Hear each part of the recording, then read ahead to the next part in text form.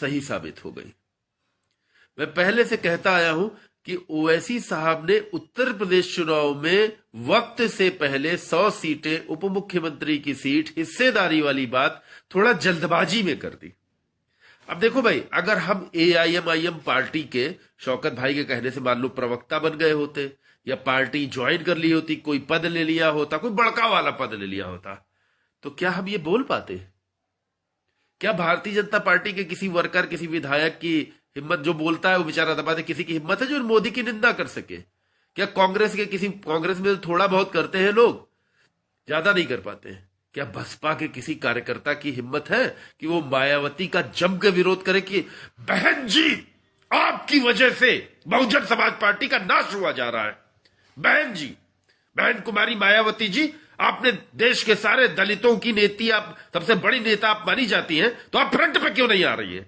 अगर आपकी तबीयत खराब है तो देश भर का दलित क्या कटोरा लेके नेता ढूंढेगा, मेरा कोई और नेता, मेरा कोई और नेता? तो उधर से एक उदित राज आ जाएंगे, उधर से कोई और दलित नेता बता दिया जाएगा। है भाजपा कहने लगी अरे हमने तो देश के राष्ट्रपति को दलित बना दिया, लेकिन दलित नेतृत्व कहां है? मेरी बात पे गौर करिएगा बहुत ध्यान से। आज मैं बहुत इंपॉर्टेंट बात बोल रहा हूं, अक्सर बोलता हूं, रोज बोलता हूं, हमेशा मेरी बातें इंपॉर्टेंट ही होती हैं। ध्यान से सुनिएगा और इसको शेयर करिए ज्यादा से ज्यादा प्लीज। क्या मायावती जी के रूप में देश में दलितों का एक बड़ा नेता, एक चेहरा मुख्यमंत्री के तौर पर अनेक प्रदेशों में पार्टी के पदाधिकारियों के तौर पर सामने है कि नहीं है? तो मायावती जी क्या आपको बहुत कायदे से फ्रंट पर नजर आ रही है? नहीं आ पा रही, क्योंकि उनकी शारीरिक स्थिति, स्वास्थ्य और सब चीजें, मेरी उनको हार्दिक शुभकामनाएं, ठीक। लेकिन ठीक उसी जगह पर आकर खड़े हो गए असदुद्दीन ओवैसी। और असदुद्दीन ओवैसी, जो देश भर में असदुद्दीन ओवैसी के समर्थकों ने एक नारा दिया, ओवैसी साहब ने भी कहा मुस्लिमों का कोई लीडर, और सबने कहा मुस्लिमों का कोई लीडर होना चाहिए, देश में हमारी सबसे बड़ी आबादी है, दूसरे नंबर की, हमारा कोई लीडर है।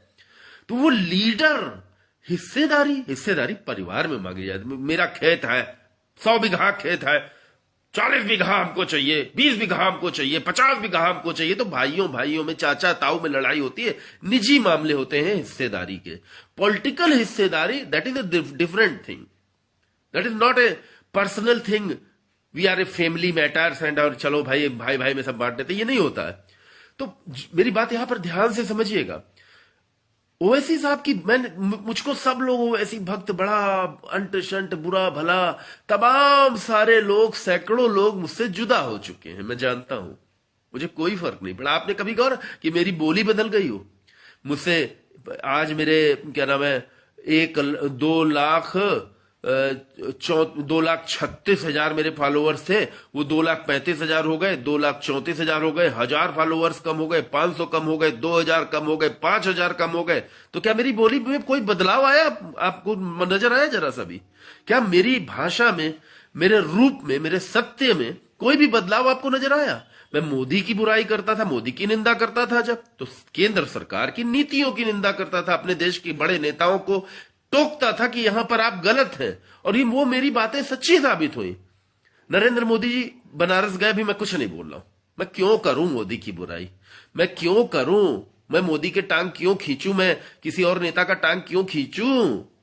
मुझे तो कोई फायदा नहीं होना है ना, मुझे तो चुनाव लड़ना नहीं है। मैं तो किसी पार्टी में पदाधिकारी, मोदी के अगेंस्ट वाली किसी पार्टी में पदाधिकारी भी नहीं हूं कि मुझको जो है कोई, कल जाऊंगा पार्टी ऑफिस से सब लोग कहें उपाध्याय जी आपने बड़ा बढ़िया बोला, ऐसा कुछ भी नहीं है।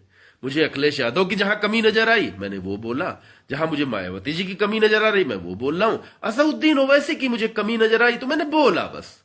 मैंने ये थोड़ी कहा कि असदुद्दीन ओवैसी जो है बेकार नेता है। मैंने तो हमेशा कहा प्रखर वक्ता, टॉप के नेता, मेरे देश के शानदार बैरिस्टर आजम खान के मामले में मैंने एक अनुरोध किया कि ओवैसी साहब एक वकालतनामा लगा दीजिए, आपके जितने चाहने वाले हैं पार्टी वर्कर्स हैं उनको खुशी होगी, और ये सच में एक बढ़िया कदम होगा।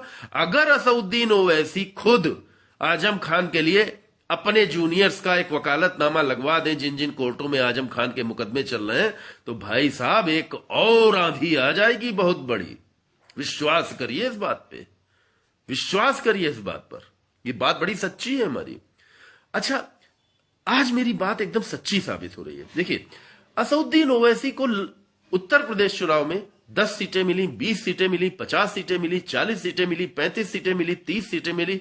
ये सारी संभावनाएं क्यों हैं? क्योंकि उत्तर प्रदेश में 143 सीटें हैं जो मुस्लिम बाहुल्य क्षेत्रों की हैं, जिसमें 40 से 45 सीटें ऐसी हैं जहां पे लगभग 100 में से बहुत बड़ी संख्या है, मतलब निर्णायक वोट मुस्लिम वोट ही होता है।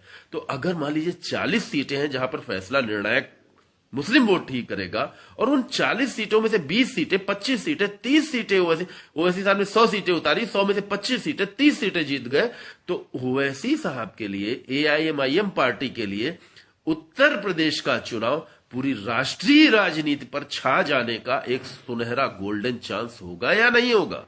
5 साल के लिए सत्ता चाहिए या 50 साल के लिए पॉलिटिकल हिस्सेदारी केंद्र में चाहिए? मेरी इस बात पे गौर करिए। 5 साल के लिए किसी प्रदेश में किसी गठबंधन की सरकार का, जिसका आपके विधायक कम हो, लोग, आप एआईएमआईएम पार्टी के हर कार्यकर्ता से मैं कह रहा हूं, बड़े ध्यान से सुनना मेरी बात को। आपके विधायक जीत के आ गए 25, 30, 40, और आपके बिना सरकार नहीं बन सकती। अखिलेश यादव को जब तक आप समर्थन नहीं देंगे, अखिलेश यादव की सरकार नहीं बनेगी। लेकिन यही तो सबसे बड़ा दांव आएगा, आपकी पूछ का होने चालू हो जाएगी। आपको पूछा जाएगा, भाजपा, कांग्रेस, सपा, बसपा, सभी पार्टियों के लोग गठबंधन कैसे हो, मतलब फिर तय तोड़ दुनिया भर के नेगोशिएशन चालू होंगे। तो जो बात मैंने कही ना, अगर योगी जीतते हैं और अगर ओवैसी की वजह से अखिलेश यादव हार जाते हैं, ओवैसी की वजह से अखिलेश यादव मुख्यमंत्री बनने से रह जाते हैं, लेकिन ओवैसी की वजह से योगी जीत जाते हैं और ओवैसी की पार्टी को भी अच्छी खासी 25, 30, 40 सीटें मिल जाती हैं, तो मजबूत कौन होगा? ये सोचिए। भाजपा मजबूत होगी हिंदू राजनीति में, और ओवैसी साहब की पार्टी मजबूत हो जाएगी मुस्लिम राजनीति में, पूरे देश में, राष्ट्रीय स्तर पर। और इसका राष्ट्रीय लाभ होगा, क्योंकि देखिए, वोट बैंक राजभर का वोट बैंक, तो राजभर, अनिल राजभर ही ओम प्रकाश राजभर को गड़बड़ बता रहे हैं। ठीक, मौर्य में वो केशव देव मौर्य फलाने, वो दूसरे मौर्य को जोकर बता रहे हैं, वो नहीं, वो कुछ और, किसको कह रहे थे, किसी और को कह रहे थे, याद ही नहीं आ रहा कहा है। हर समय में बातें, मैं कोई पॉलिटिकल तो हूं नहीं कि वो लिख के रखूं, पॉइंट्स बनाऊं, बड़ा सा चार्ट बनाऊं। अगर मैं वर्किंग पे आ गया कहीं, न्यूज चैनल, मेरा मूड बन रहा है, मेरा, मैं अपना न्यूज चैनल कुछ सोच रहा हूं कि एक न्यूज चैनल चालू किया जाए, क्योंकि न्यूज चैनल तो कोई भी चालू कर सकता है, लेकिन ये जो फेस है और ये जो आवाज है, ये जो बातें हैं, ये जो बोलने का, मैं कोई कागज पे थोड़ी पढ़ रहा हूं। जैसे आज अवधेश भाई के साथ, कसम से बहुत अच्छा लगा, बहुत अच्छा लगा। उन्होंने पत्रकारिता मतलब आज का मेरा वो लाइव, जो सीनियर जर्नलिस्ट, देश के सीनियर, जिनको आप टीवी पर देखते हैं,